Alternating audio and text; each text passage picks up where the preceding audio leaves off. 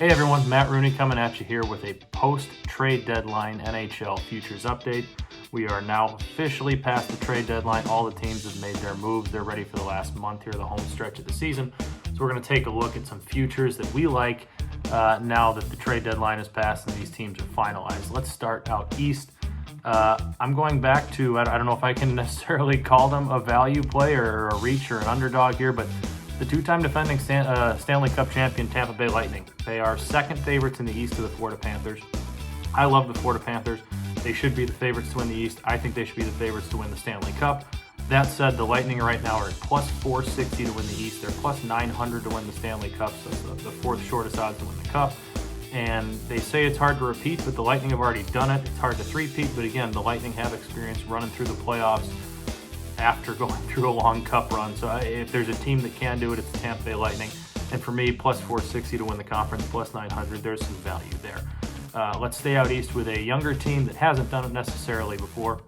We're going to talk about the New York Rangers.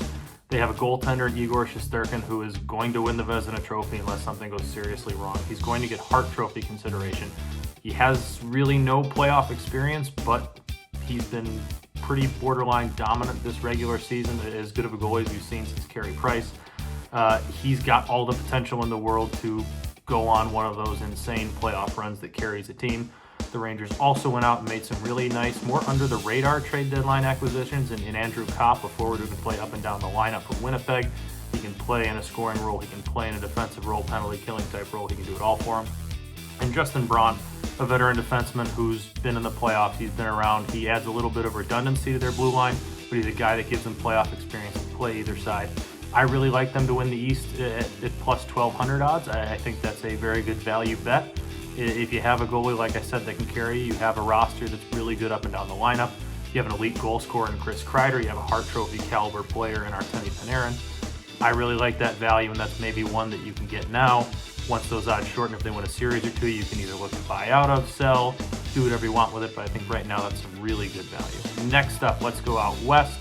The St. Louis Blues are a team that I think are flying just a little bit under the radar.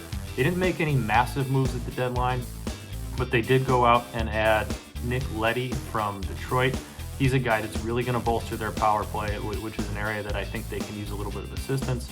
And special teams in the playoffs mean just about everything. That's a guy who's won Stanley Cups with Chicago. He's gone to Game 7s with the Islanders. He's a guy that's been in the playoffs, knows that grind. I really like that addition for them. And I also just think they're a really deep team. I think they have a very good forward group. I think they have a good defensive core. They have a goalie combination in Husso and Binnington that, while Husso hasn't been there before, Binnington hasn't been great this year, but he's also been one of those goalies that's gone on a really dominant cup run, which he did in his rookie year for the Blues.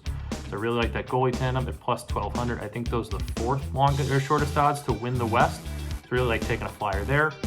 Another team out west I like, the Minnesota Wild, I think had a fantastic trade deadline. They added Marc-Andre Fleury to their goalie room to be probably the 1A to Cam Talbot's 1B. But right after they go add Fleury, Cam Talbot shuts out Vegas, so it looks like he's not going to go down without a fight. They've added some grit to the bottom of a lineup that's bottom of a forward group that's really talented, can really score. Now they have a little bit more edge in that bottom four group and play defense. They've added that penalty kill of the trade deadline. Plus 1,000 to win the West. I really think that's some good value. Colorado is really the far and away favorite, as they should be. But from what we've seen from the Avalanche so far in the last couple playoff runs, they're a team that, as heavy favorites as they are, they've collapsed in the playoffs the last couple years, lost series that they shouldn't. So if you're looking to fade Colorado, I think Minnesota is my favorite team to give them a run, now especially with that addition of Marc-Andre Fleury, a goalie that's carried teams to Stanley Cup Finals before. I really like that addition.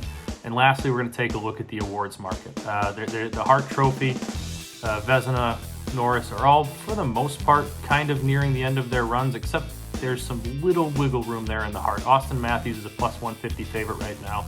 He's going to be a 50-goal scorer unless something goes wrong. He's probably going to come home with it, especially being a Toronto Maple Leaf, being on Original 16. Connor McDavid's plus 350. He's had an awesome year. I don't think he's going to win it because I think he'd have to do some insane things to get past Matthews.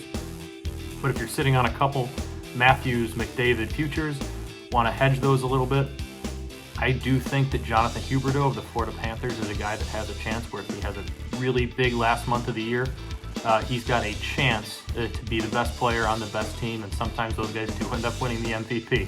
Huberdeau's got, I think, 60-some assists this year. He's only got 21 goals, and I say only, not that that's a low amount, but for a Hart Trophy candidate, that's a little low. If he can go on a tear this last month and get himself to that 30-goal mark, I really think he's got a chance to get either win the MVP or shorten those odds quite a bit and give yourself a chance to buy out or sell that on prop swap or do it, or maybe even stick it out.